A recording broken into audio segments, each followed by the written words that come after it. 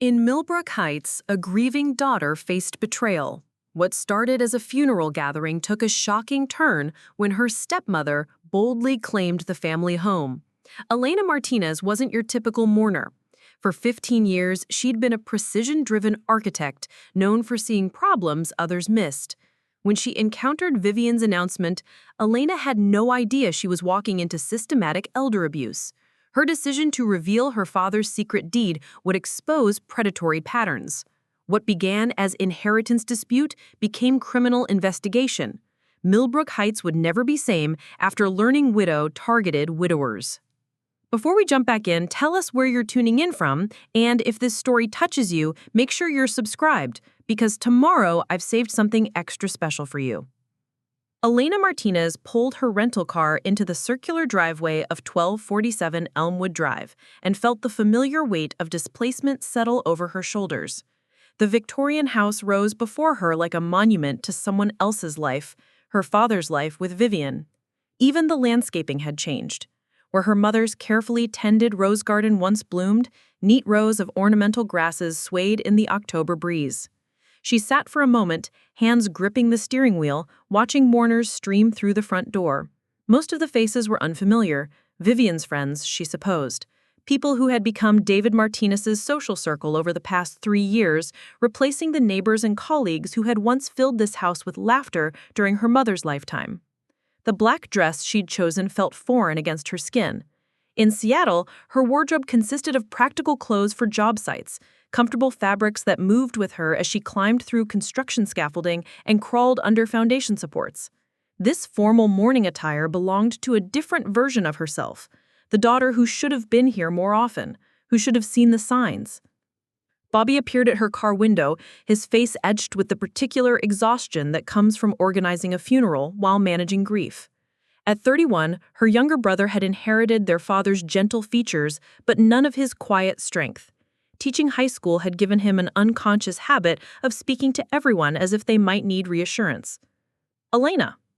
He opened her door, offering his hand. "I'm so glad you made it." The formality in his voice told her everything about how far they'd all drifted apart.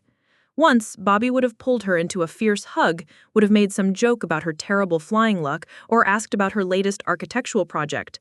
Now they were strangers performing the ritual of family. "How are Sarah and the kids?" Elena asked as they walked toward the house. "They're managing. The kids don't really understand why Grandpa David won't be coming to Christmas anymore." Bobby's voice caught slightly.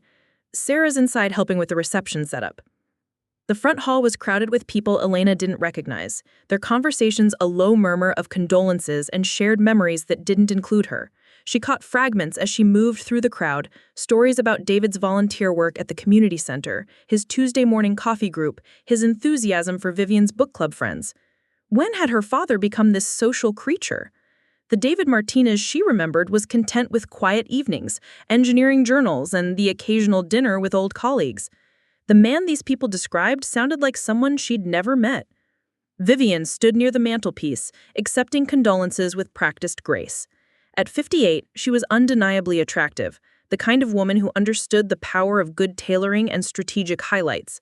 Today, she wore black with pearl accents, every inch the grieving widow. But Elena noticed how her eyes tracked the room, cataloging who was present, managing conversations like a hostess at a dinner party, rather than a woman who had lost her husband 3 days ago. "Elena, darling." Vivian's voice carried just the right note of sorrowful affection as she approached. "I'm so sorry you had to travel so far. David would have been so pleased you made it."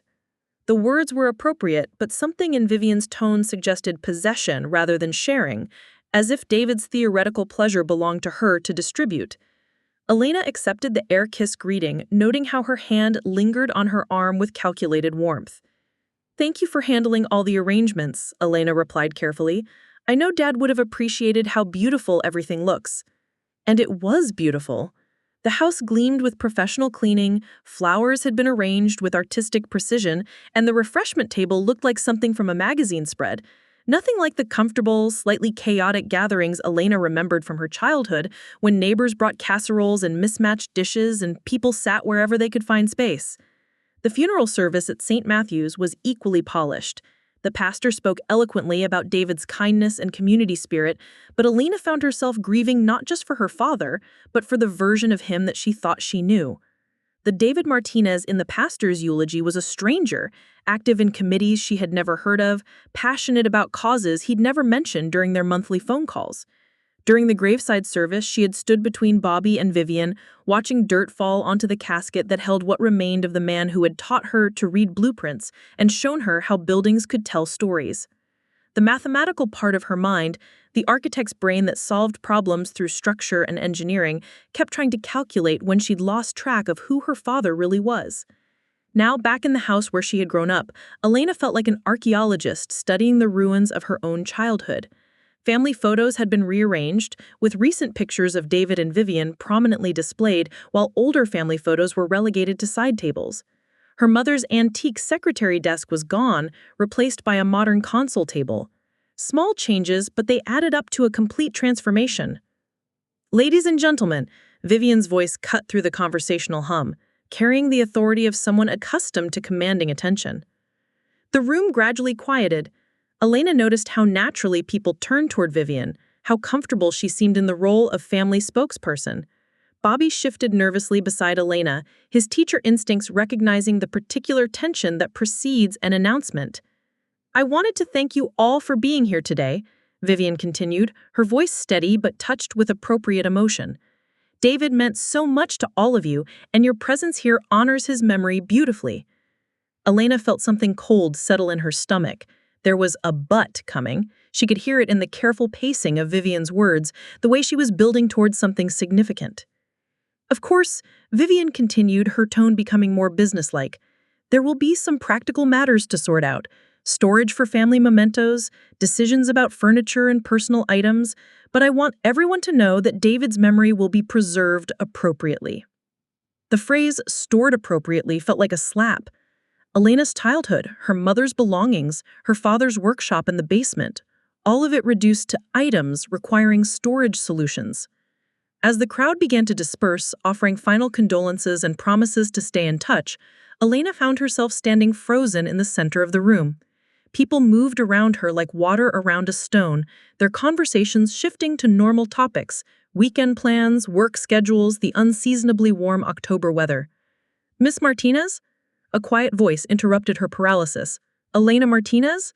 She turned to find a man in his 60s, distinguished in the way lawyers often are, holding a manila envelope with her name written across it in her father's careful engineering script. "I'm Harold Brennan, your father's attorney. He asked me to give this to you personally after the service. He was quite specific about the timing." His voice was kind but professional. He was quite specific about the timing. Elena took the envelope, her fingers recognizing the weight of multiple documents inside.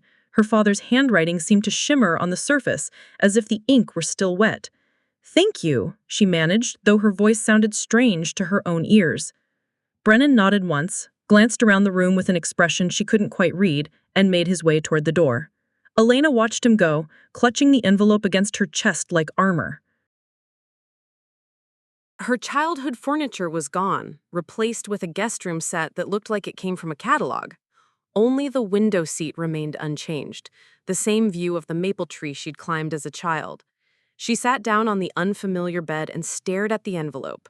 Her father's handwriting, which had once guided her through calculus homework and sketched building designs on napkins during family dinners, now held answers to questions she was afraid to ask. Outside, car doors slammed as guests departed.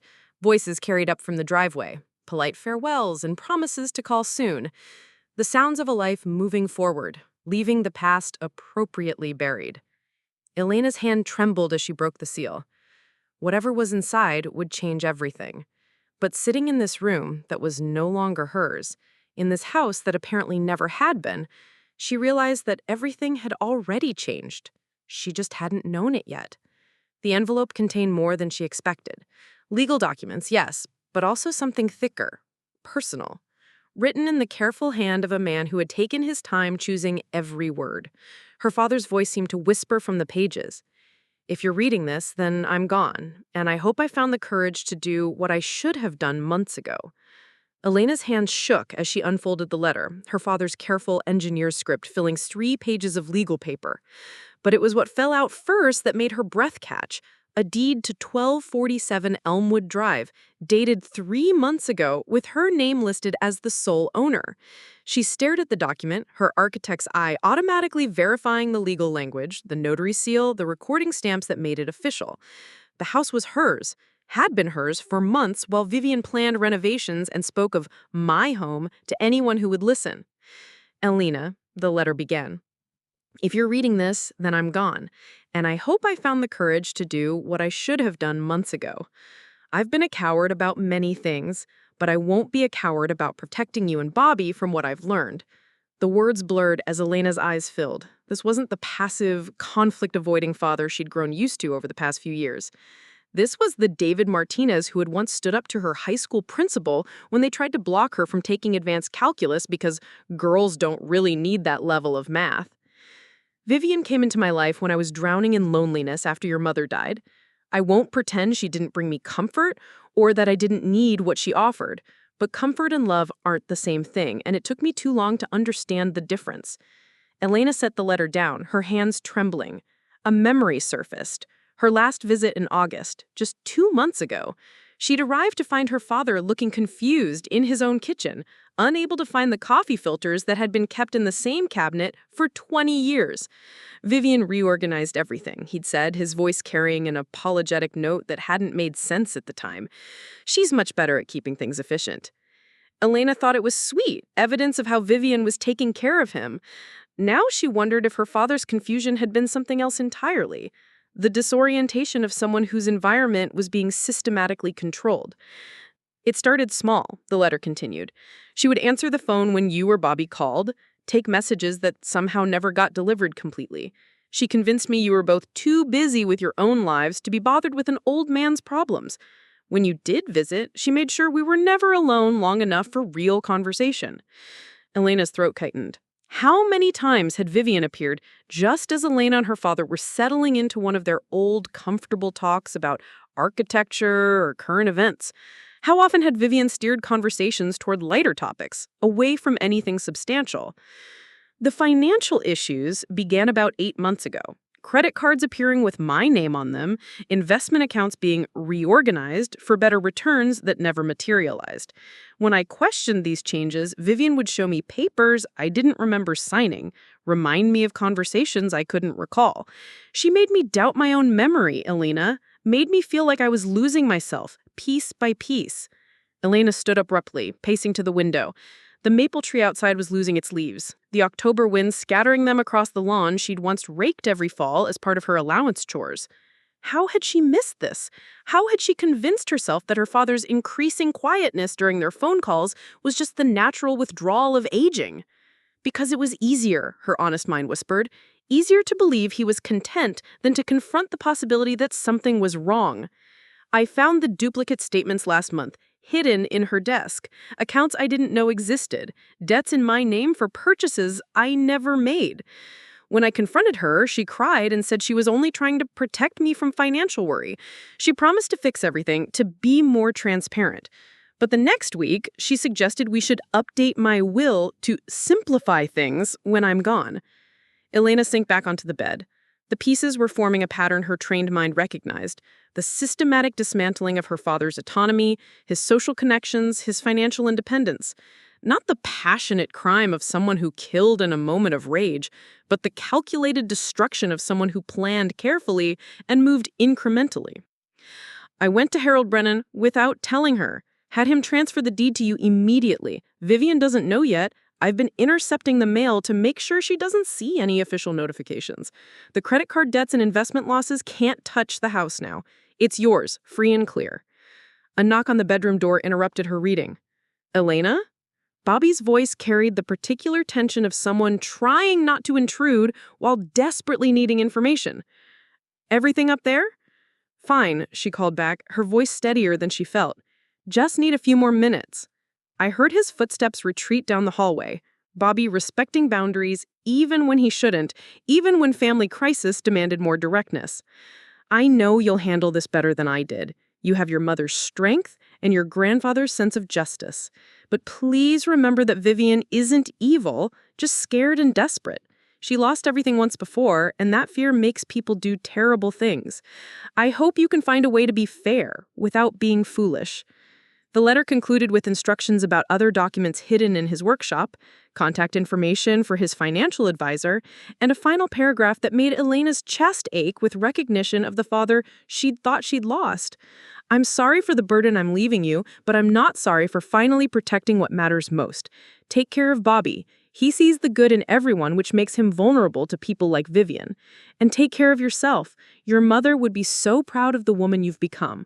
I know I am. Elena folded the letter carefully, her architect's mind already cataloging next steps. Call Maggie Chen, her mother's old friend, who would understand both the legal implications and the family dynamics. Secure the financial documents her father mentioned, confront Vivian with evidence rather than accusations. But underneath the strategic planning, grief mixed with anger in a combination she'd never experienced before. Grief for the father who had been more alone than she had realized. Anger at herself for missing the signs. And a cold, building fury at the woman downstairs who had spent 3 years systematically destroying a good man's peace of mind. Elena reached for her phone. Maggie Chen would be home on a Sunday evening, probably reviewing case law with her cats curled nearby. The conversation would be difficult, but necessary. As she dialed, Elena heard Vivian's voice drifting up from the kitchen, cheerfully discussing renovation plans with someone who had stayed to help clean up. The casual confidence in her tone, the assumption that those plans would proceed uncontested, made Elena's jaw clench. Vivian had made one crucial miscalculation. She underestimated David Martinez's capacity for quiet resistance, and she definitely underestimated her daughter's willingness to fight for what was right.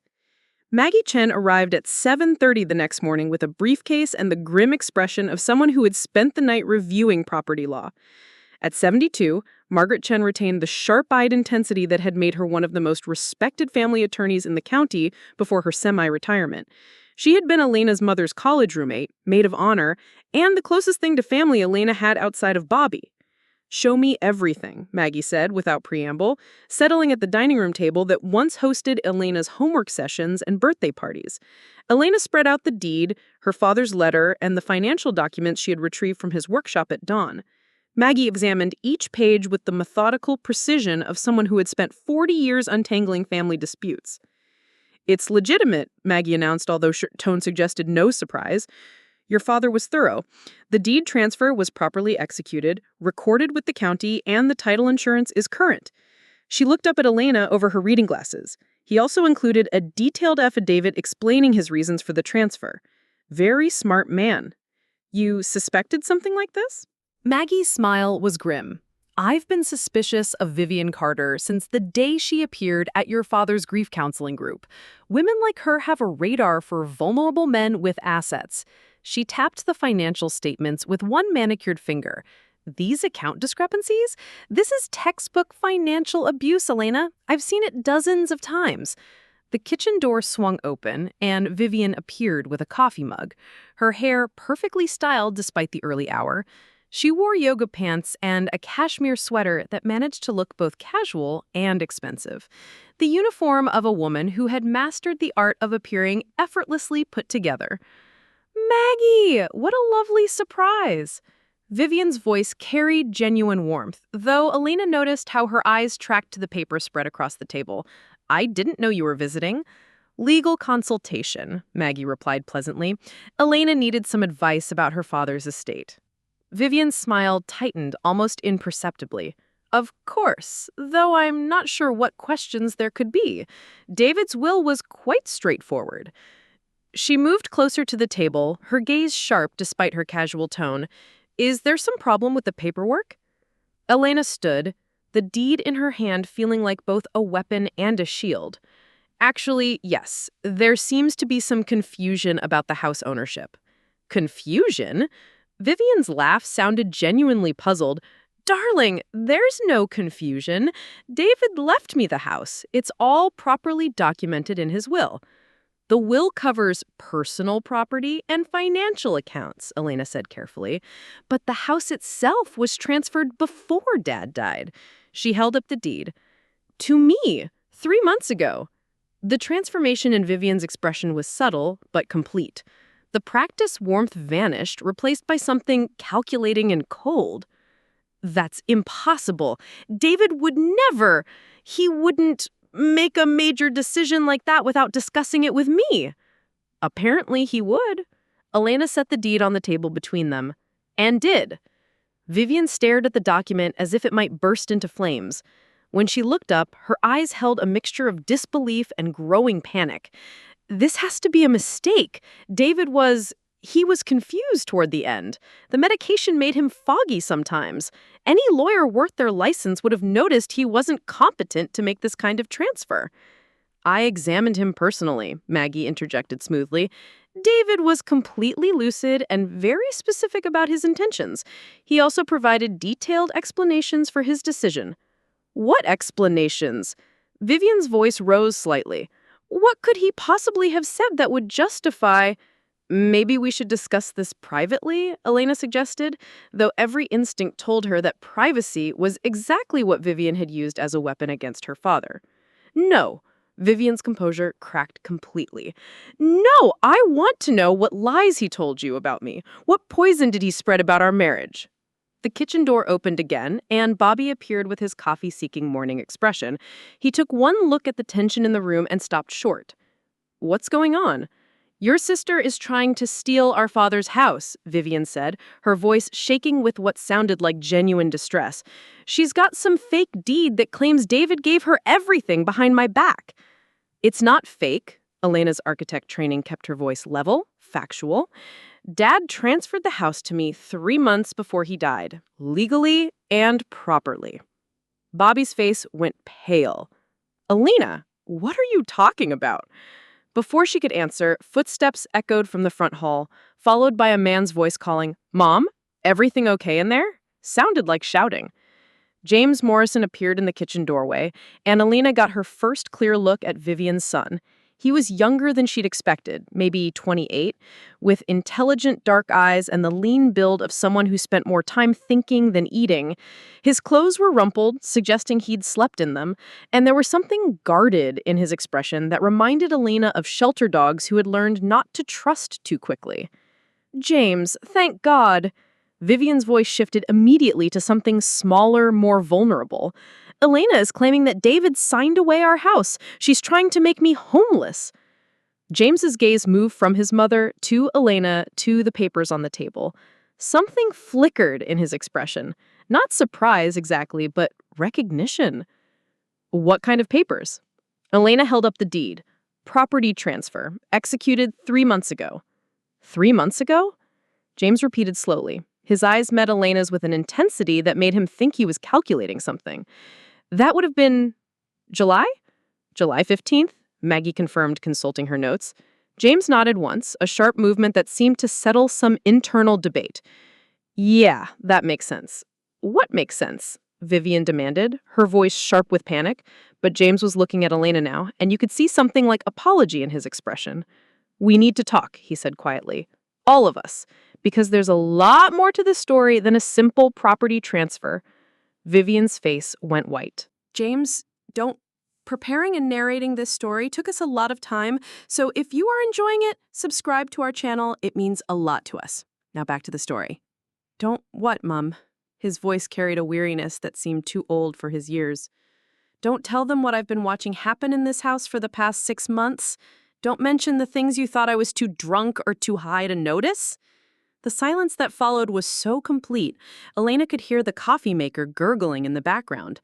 Bobby looked like he wanted to disappear entirely, while Maggie watched the interaction with the sharp attention of someone who recognized a key witness when she saw one. Vivian's carefully constructed world was crumbling in real time, and Elena realized that her father's final letter had been right about one thing. The truth was going to be more complicated and more painful than anyone was prepared for. The kitchen fell silent except for the steady drip of the coffee maker and the distant hum of morning traffic on Elmwood Drive.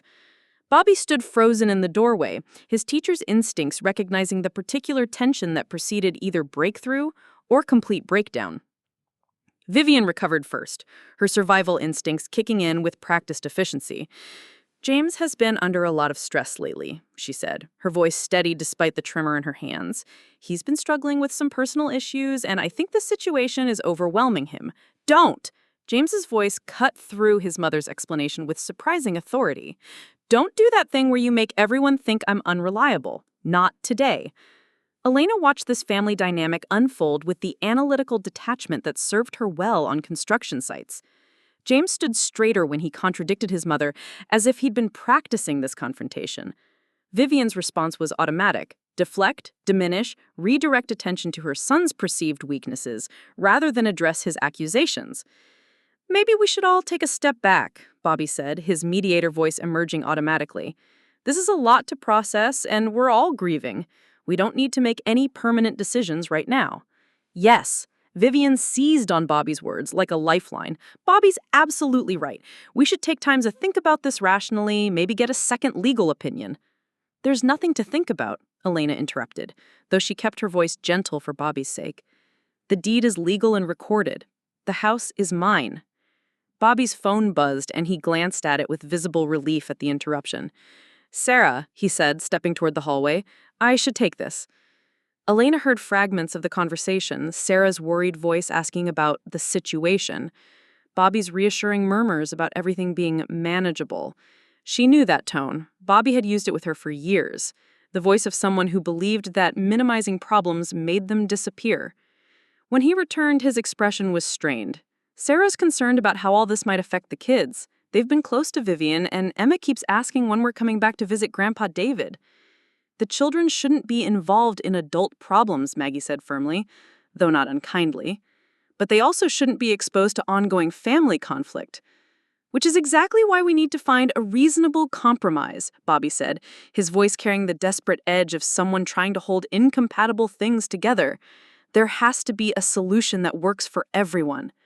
Vivian straightened, sensing an ally. Exactly. Elena, surely we can work something out.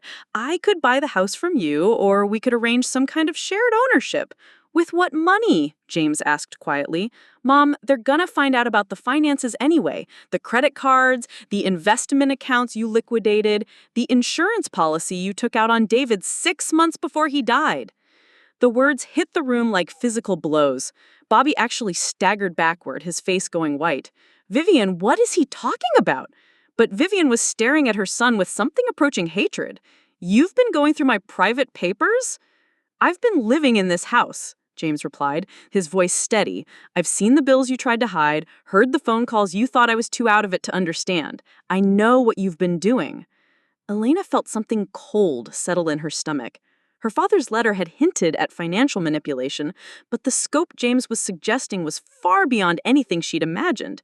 James, please, Vivian's voice cracked. I don't understand the complexities of managing finances for someone David's age. I was trying to protect him from stress. You were stealing from him.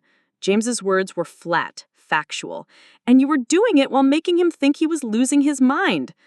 Bobby sank into one of the kitchen chairs, his head in his hands. Dad called me in August. He said he was confused about some bank statements, said he couldn't remember making certain investments. I told him it was probably just normal aging, that he should trust Vivian to handle the finances since she was better with that stuff. Elena's throat tightened. Bobby. I knew something was wrong, he continued, his voice muffled by his hands, but Sarah was pregnant with Lucy and work was insane, and I told myself Dad was in good hands. I told myself Vivian loved him and would take care of him. The confession hung in the air like an accusation. Elena understood now why Bobby had seemed so desperate to smooth things over. Guilt was driving his need for everyone to get along.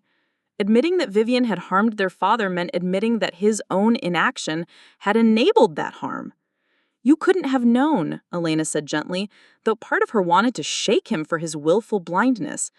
I could have asked more questions, could have visited more often, could have trusted my instincts instead of assuming everything was fine because it was easier. Bobby looked up at Elena with red-rimmed eyes. But I have my own family to protect now. I can't afford to get involved in legal battles or family wars. The kids need stability. Then you understand why I can't just pretend this didn't happen, Elena replied. Someone has to be responsible for what Dad went through. Vivian had been edging toward the kitchen door during this exchange, but James blocked her path with casual efficiency. We're not done here, Mom. I don't have to listen to these accusations in my own home. It's not your home, Elena said quietly. It never was. The simple truth of it seemed to break something in Vivian. She crumbled into the nearest chair, tears flowing with what looked like genuine grief rather than tactical manipulation. "I loved him," she whispered. "I know you don't believe me, but I did love David. I was just so scared of being alone again, of losing everything like I did before. I made some mistakes, but I never meant to hurt him." Elena found herself studying Vivian's face, looking for traces of deception in the tears. But grief and guilt could coexist with manipulation. Her father's letter had warned her about this. Vivian wasn't evil, just desperate and dangerous. The question now, Maggie said into the charged silence, is what Elena chooses to do with the information she has. All eyes turned to Elena, and she felt the weight of their expectations like a physical burden. Bobby wanted peace at any cost. Vivian wanted mercy she might not deserve. James wanted justice for a man he'd grown to respect. And Elena wanted something she couldn't quite name. Not revenge, but accountability. Not just for her father, but for all the other vulnerable people who might cross Vivian's path. "I need to see everything," Elena said finally. "The financial records, the insurance policies, all of it. And then we'll decide what comes next." James nodded once, sharp and decisive. "I kept copies. I was hoping someone would eventually ask the right questions." As he headed upstairs to retrieve the evidence, Elena realized that the man she'd initially dismissed as Vivian's problematic son might be the key to understanding just how deep her stepmother's deception really went. Part 5. Letters from the Dead. James returned 20 minutes later with a manila folder thick with photocopied documents and a small digital recorder. "I started keeping records about 2 months ago," he said, setting everything on the dining room table, "when David began asking me questions about things Mom had told him." Elena noticed that James called her father by his first name, not "your dad" or "my stepfather." There was respect in the simple usage, as if David Martinez had earned something from James that blood relations hadn't automatically provided. "What kind of questions?" Bobby asked, though his voice suggested he wasn't sure he wanted to know. "Whether I'd heard him tell Mom that Elena never wanted to visit anymore. Whether I remembered him saying he was too tired for phone calls with you. Whether he'd really agreed to let Mom handle all the financial paperwork because it gave him headaches." James opened the folder with clinical precision. Things that didn't match what I'd actually witnessed. Vivian had remained silent since her breakdown, but now she straightened in her chair. David was confused toward the end. His memory wasn't reliable. "His memory was fine," James interrupted. "You were gaslighting him." The term hung in the air with clinical accuracy. Elena had read about psychological manipulation in architecture school, not as part of the curriculum, but during a required psychology elective. The systematic undermining of someone's perception of reality, making them doubt their own experiences and memories. "I think," Elena said slowly, "we need to hear Dad's letter, the whole thing, out loud." Bobby shifted uncomfortably. "Elena, we know what happened. Do we really need to—" "Yes," her voice carried an authority she didn't know she possessed. "We do. Because apparently none of us really understood what was happening in this house." Maggie nodded approvingly. Truth is rarely comfortable, but it's always necessary. Elena retrieved her father's letter from upstairs, her hands steady despite the emotions churning in her chest. When she returned, she found the others arranged around the dining room table like participants in some grim family meeting. Even Vivian sat quietly, her hands folded in her lap, though her eyes held the wary alertness of someone calculating escape routes. "This is dated September 15th, about 6 weeks before Dad died." She read the opening paragraphs they'd already discussed, but as she continued, her father's words painted a picture of systematic isolation that was more sophisticated than any of them had realized. "The phone calls were the first thing I noticed. Elena, you probably remember how I used to call you on Sunday evenings while I made my grocery list for the week. Vivian convinced me that Sunday was your day for errands and relaxation, that I was being selfish interrupting your weekend routine. She suggested Tuesday mornings when you'd be busy getting ready for work and wouldn't have time for long conversations." Elena's throat tightened. She remembered those awkward Tuesday calls, how rushed and distracted she had always felt, how gradually they'd become shorter and less frequent. I thought he was just being considerate of my schedule. With Bobby, it was different. She told me that talking about his mother too much made him sad, that I should focus on his children instead of dwelling on the past. She convinced me that my stories about your mother were a burden to both of you, reminders of loss rather than celebrations of love. Bobby made a choked sound. He stopped talking about Mom completely. I thought he was finally moving on. The financial changes started small. A credit card to take advantage of airline miles we'd never use, an investment account to diversify our portfolio that required my signature on documents I wasn't allowed to read thoroughly. Vivian said the legal language would just confuse me, that she had studied these things as a real estate agent. Elena noticed how each revelation built on the previous one, creating a pattern of incremental control that would have been difficult to recognize from the outside. She began scheduling my doctor's appointments, saying she had a better relationship with the office staff and could get earlier appointments. But then she started coming into the examination room with me, answering questions before I could respond, describing symptoms I hadn't mentioned. Dr. Peterson began treating me like I was losing my mental capacity, and I started to wonder if maybe I was. The clinical precision of the manipulation was chilling. I could see how my father, grieving, lonely, grateful for Vivian's attention, had been systematically undermined without realizing what was happening. The worst part wasn't the money, or even the isolation. It was how she made me doubt myself.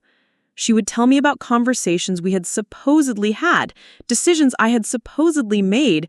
When I couldn't remember them, she'd get that patient, concerned look that wives have when their husbands are losing their minds. She'd remind me about the forgetfulness I'd mentioned, the confusion I had supposedly been experiencing. James was recording everything on his phone, his expression growing darker with each paragraph.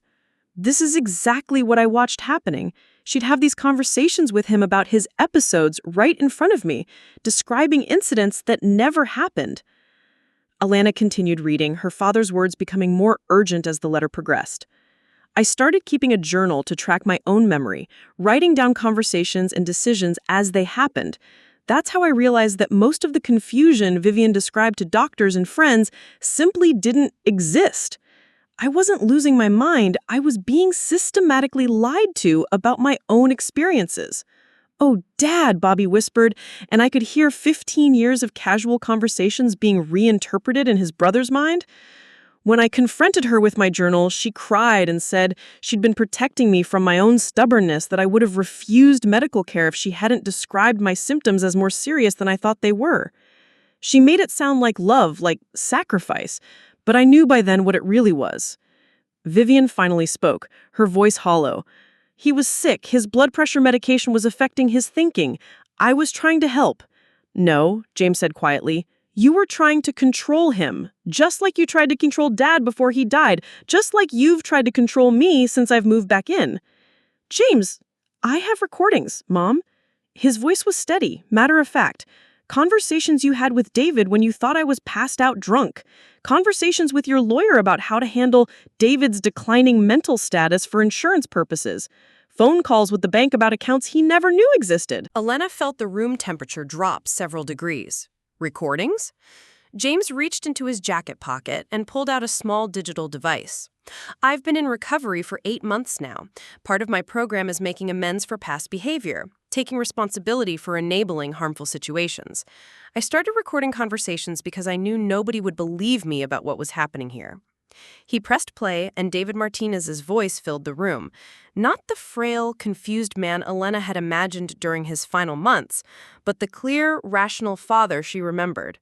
"Vivian, I need you to explain these credit card statements. I don't remember authorizing charges for jewelry, for that weekend in Napa, for the furniture you bought for James's room." Vivian's voice on the recording was patient, condescending. "David, honey, we discussed all of this.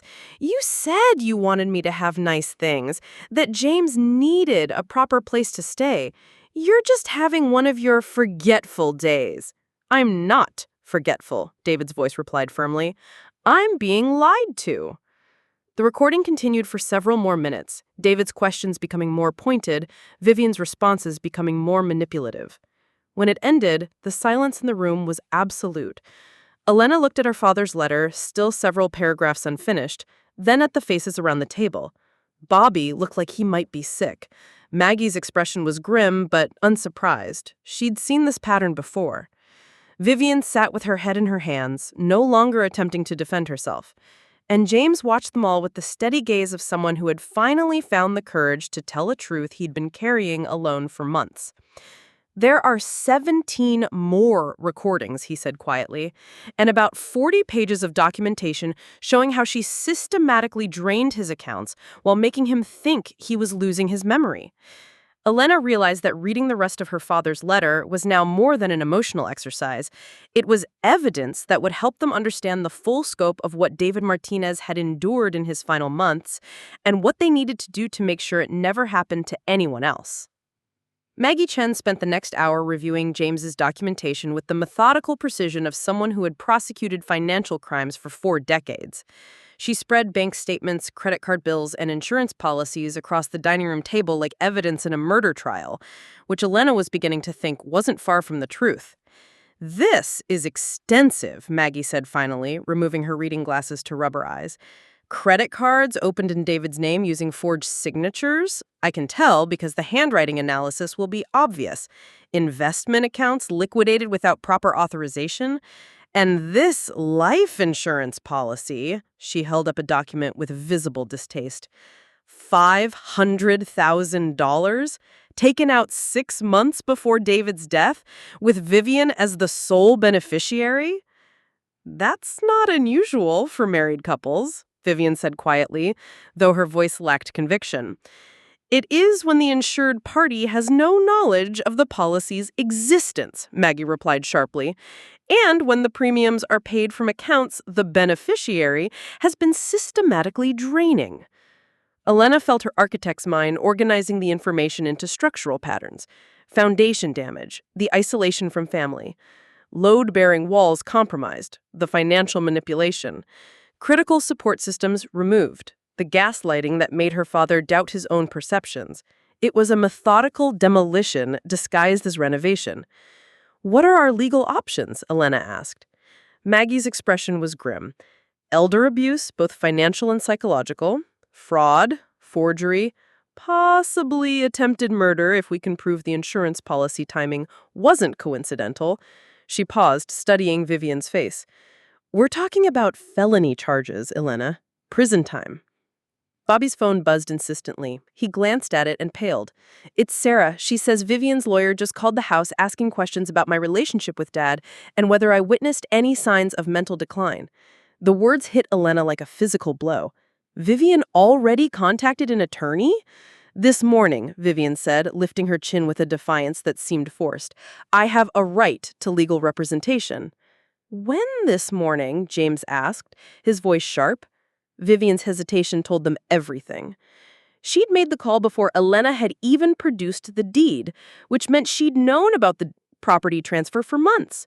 The Grief-Stricken Widow Act was exactly that, an act. "You knew," Elena said slowly. "You've known about the deed for months." "I suspected David was planning something vindictive," Vivian replied, her mask finally slipping completely. "He'd been acting paranoid, secretive. I hired a private investigator to monitor his activities." The casual admission hung in the air like a confession. Maggie leaned forward, her prosecutor instincts fully engaged. "You had your terminally ill husband followed by a private investigator?" "I was protecting our marriage. David was being influenced by people who wanted to turn him against me. I needed to know what lies people were telling him." "What people?" Bobby asked, though Elena could see he was afraid of the answer. "His children," Vivian said bluntly. "You and Elena, filling his head with doubts about our relationship, making him question every decision I made for our household." Elena stared at her stepmother, recognizing the particular type of delusion that allowed someone to rewrite history until they became the victim of their own crimes. "We barely spoke to him in the months before he died. You made sure of that." I protected him from your judgment and your interference. Vivian's composure cracked completely. David was vulnerable after your mother died. He needed someone who would take care of him without constantly questioning his choices or undermining his confidence. By stealing his money and isolating him from his children, James's voice carried a mixture of disgust and exhaustion. By loving him, Vivian turned on her son with fury Elena hadn't expected. You wouldn't understand, James. You've never taken care of anyone but yourself, never sacrificed anything for another person's well-being. James's face went white, but his voice remained steady. I'm willing to testify, in court, under oath, about everything I witnessed in this house. The threat had immediate effect. Vivian's lawyer-backed confidence wavered, replaced with something rawer and more desperate. James, you can't! I'm your mother! And David was a good man who didn't deserve what you did to him. Elena's phone rang, interrupting the confrontation. Harold Brennan's name appeared on the screen, and she answered with relief at the distraction. Miss Martinez? I'm calling because I've just received some concerning communications from an attorney representing Vivian Carter Martinez.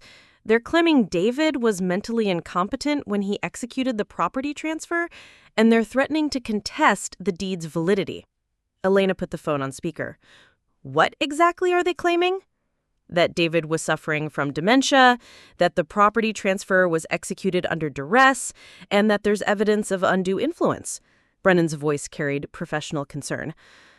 They're also suggesting that if you don't voluntarily return the property, they'll file a civil suit alleging fraud and pursue criminal charges for elder abuse against you. The audacity of it took Elena's breath away. Vivian was attempting to flip the entire narrative, positioning herself as the protective wife and Elena as the manipulative daughter who had stolen from her vulnerable father. They're also demanding a settlement conference. $50,000 and a quitclaim deed returning the property in exchange for dropping all legal action. Elena looked around the table at the evidence of Vivian's systematic abuse, at James's determined expression, at Bobby's terrified face, at Maggie's prosecutorial fury. Her father's letter lay open before her, his final words asking her to choose justice over revenge, healing over destruction. But some choices couldn't be split down the middle. Some situations required someone to stand up and fight, even when fighting meant risking everything that remained of family peace. Mr. Brennan, Elena said clearly, please inform Vivian's attorney that we'll be filing our own criminal complaint for elder abuse, and we have 17 hours of recorded evidence to support our case. The silence that followed was broken only by Vivian's sharp intake of breath and the sound of Bobby's chair scraping against the floor as he stood up abruptly and walked out of the room. Elena realized that the real battle was just beginning. Bobby returned an hour later to find James methodically laying out photographs on the dining room table, images taken with his phone over the past 6 months, each one time-stamped and dated with the precision of someone who understood their evidentiary value. I started taking pictures when David asked me to help him find his reading glasses. They were in the same place they'd been every night for 2 years, on his nightstand. But Mom had been moving them during the day, then helping him find them in different locations around the house. Elena studied the photographs, her father's reading glasses on the kitchen counter, on a bookshelf in the living room, on top of the washing machine in the basement. Small things, but together they painted a picture of deliberate disorientation. Why would she move his glasses? Bobby asked, though his voice suggested he was beginning to understand the answer. To make him doubt himself, James replied. Every time he couldn't find something in the usual place, she'd make a comment about his memory getting worse. Oh, David, you left your glasses in the strangest place again. I'm getting worried about these little lapses. Maggie nodded grimly. Classic gaslighting technique. Create the problem, then position yourself as the concerned caregiver. James pulled out a small notebook, its pages filled with his careful handwriting. I started keeping a log after the 3rd or 4th time I watched it happen. Times, dates, what was moved, what she said to him afterward. Vivian had been silent since Elena's decision to pursue criminal charges. But now she spoke with barely controlled fury. You were supposed to be on my side. You're my son.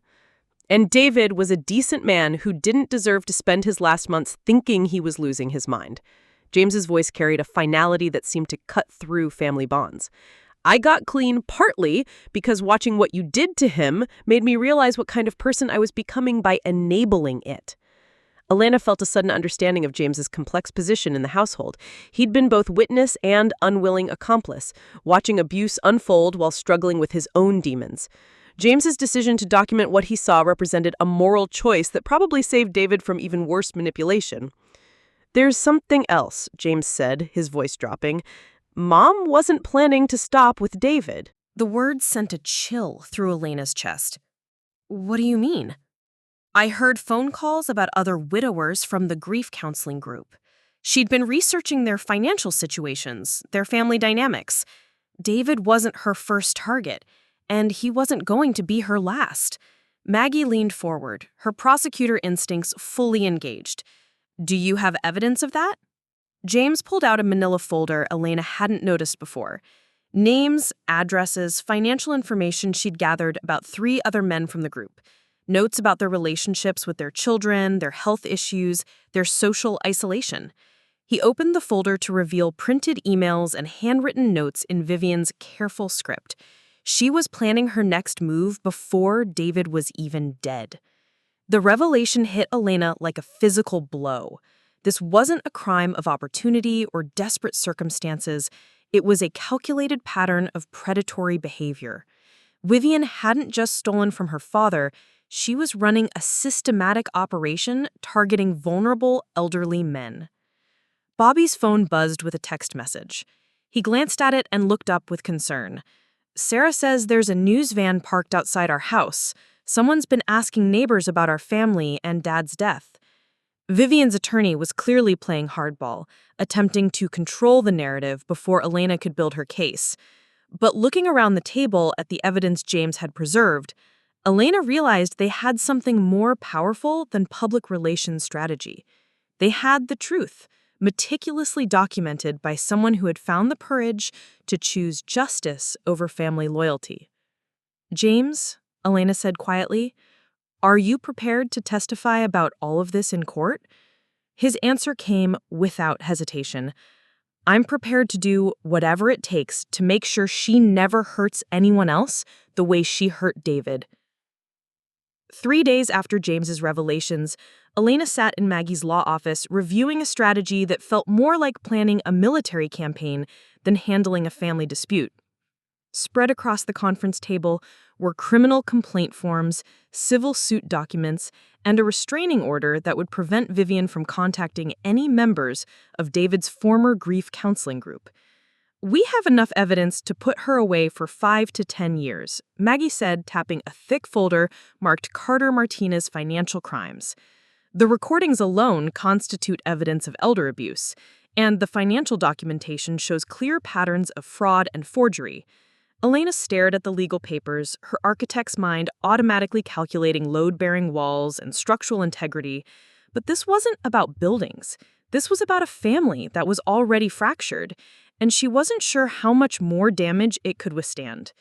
What about the other potential victims? Elena asked. James provided enough information for police to issue warnings to the 3 men Vivian was researching.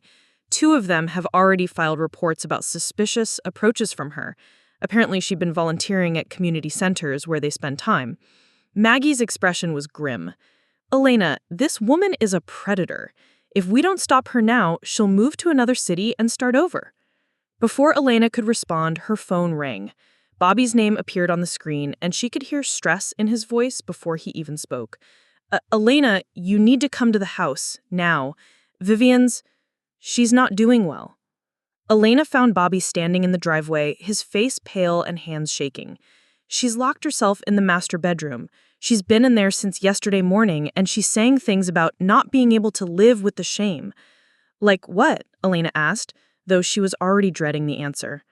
Like she's going to end it all. Like David would be better off if she joined him. Bobby's voice cracked.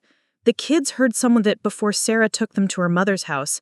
Emma keeps asking why Aunt Vivian is so sad.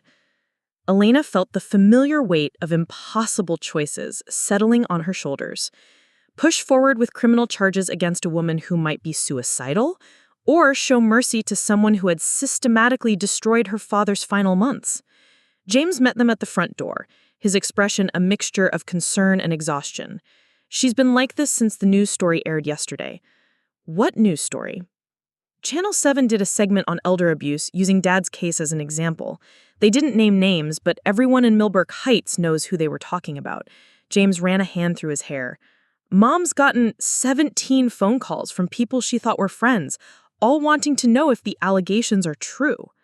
Elena felt a stab of something that might have been guilt. She had wanted Jaldas, but she hadn't considered the social consequences of public exposure in a small, wealthy community where reputation was everything. Elena?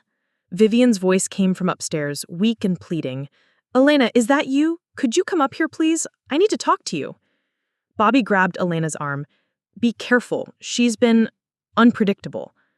Elena climbed the stairs to the master bedroom, each step feeling like a decision she couldn't unmake. She found Vivian sitting on the bed she had shared with David, still in yesterday's clothes, surrounded by photo albums and letters. I've been looking through our pictures, Vivian said without looking up, trying to remember when everything started going wrong.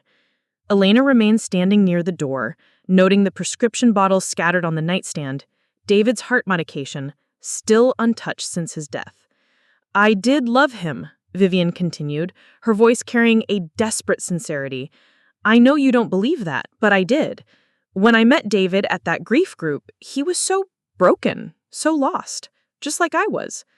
Love doesn't justify what you did to him. No, Vivian agreed quietly. It doesn't. But fear does terrible things to people, Elena. Fear of being alone again, of losing everything again, of not being enough for someone who seemed too good for me. Elena studied her stepmother's face, looking for signs of manipulation in the tears, but exhaustion and genuine remorse could coexist with calculated behavior. Her father's letter had warned her about this complexity. I can disappear, Vivian said suddenly. If you drop the criminal charges, I'll sign over any claim to David's estate, leave Millbrook Heights, never contact your family again. I'll get help, therapy, whatever you think is appropriate. But please don't send me to prison. I won't survive that. The offer hung in the air like a temptation. Elena could make this all go away with a phone call to Maggie, could restore some semblance of peace to Bobby's children, could avoid the messy public trial that would dissect her father's final months in excruciating detail. What about the other potential victims? Elena asked. David was sick, and I knew he wouldn't live much longer, and I panicked about what would happen to me afterward. I know that doesn't excuse it, but I wasn't planning to hurt anyone else. You had detailed financial information about 3 different widowers. I was researching options, not making plans. There's a difference. Elena recognized the careful parsing of language. The way Vivian could make predatory behavior sound like reasonable preparation. But underneath the manipulation, she could also see genuine fear and desperation. Her phone buzzed with a text from Bobby. Sarah says if this goes to trial, she wants to move the kids out of state until it's over. She can't handle them being exposed to this kind of family drama. The message felt like emotional blackmail, but Elena understood Sarah's position. Bobby's children deserve stability, not the chaos of a criminal trial that would make their grandfather's death a public spectacle. Another text, this one from James. Whatever you decide, I'll support. But remember, there are other people she could hurt if we let her walk away. Elena found herself thinking about her father's letter, his hope that she would choose healing over revenge. But what did healing look like when mercy might enable more harm? What did justice mean when punishment might destroy what remained of family peace? She left Vivian in the bedroom and drove to Millbrook Cemetery, where David Martinez lay beside his first wife under a simple granite headstone that read, "Beloved husband and father." Elena sat on the grass beside the grave, watching October leaves fall around her like decisions she couldn't avoid making. I don't know what you'd want me to do, Dad, she said aloud, feeling foolish but needing to voice the question. You ask me to be fair without being foolish, but I'm not sure what that means anymore. The wind rustled through the oak trees, carrying the sound of distant traffic and the smell of someone burning leaves. Normal autumn sounds in a normal suburban community, while Elena wrestled with choices that felt anything but normal. When she returned to the house an hour later, she found Maggie waiting in the kitchen with a new folder of documents. Elena, Maggie said quietly, I think there's something else you need to know before you make your decision. We've been contacted by a detective in Phoenix. Vivian's first husband didn't die of natural causes. His death is being reinvestigated as a possible homicide. The news about Phoenix changed everything.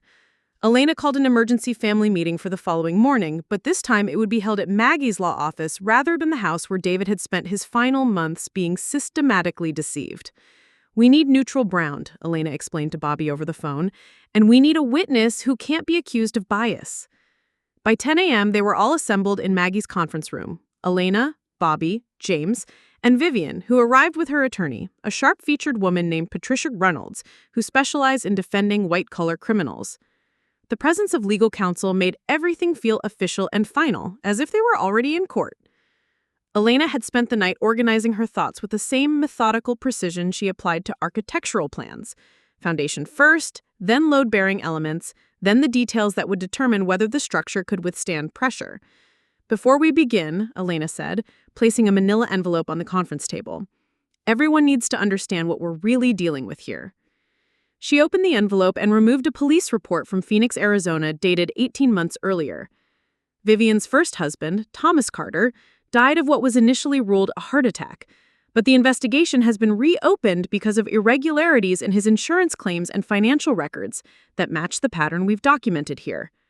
Vivian's face went white. Her attorney leaned forward, scanning the document with professional interest. "This is prejudicial," Patricia Reynolds said smoothly. "My client hasn't been charged with anything related to her first husband's death." "Yet," Maggie replied, "but the Phoenix detectives are very interested in the similarities between Thomas Carter's financial situation before his death and David Martinez's experience." Elena watched Vivian's reaction carefully. The grief and desperation she'd shown in the bedroom were gone, replaced by the calculating look of someone evaluating escape routes. "How many others have there been, Vivian?" "Others?" Her voice was steady, but her hands trembled slightly. James spoke up, his voice carrying the weight of months of observation. "I found more files in your desk. Background research on 5 different men over the past 3 years. Financial records, health information, family situations." He looked directly at his mother. "This isn't grief or desperation, Mom. This is how you make a living." The accusation hung in the air like a verdict. Bobby shifted uncomfortably in his chair, clearly wishing he were anywhere else.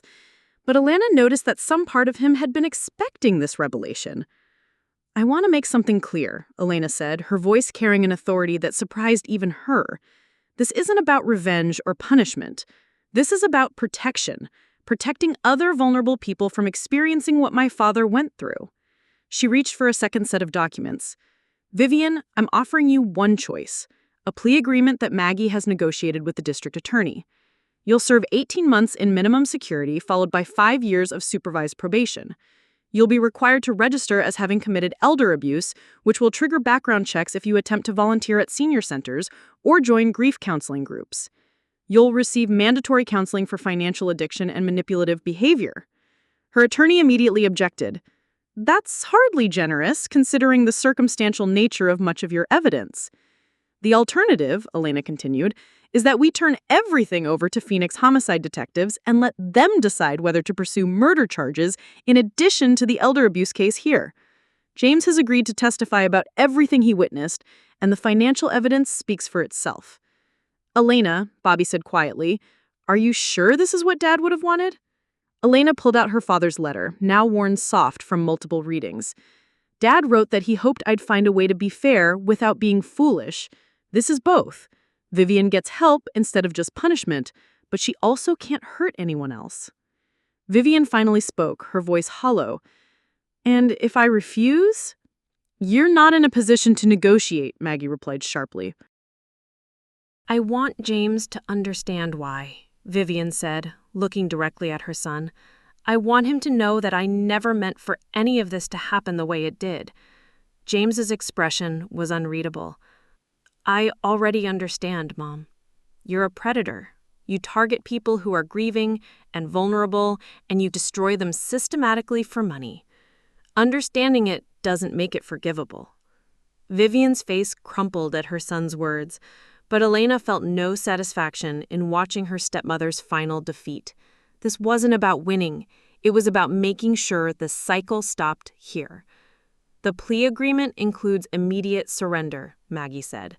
Vivian will be taken into custody today.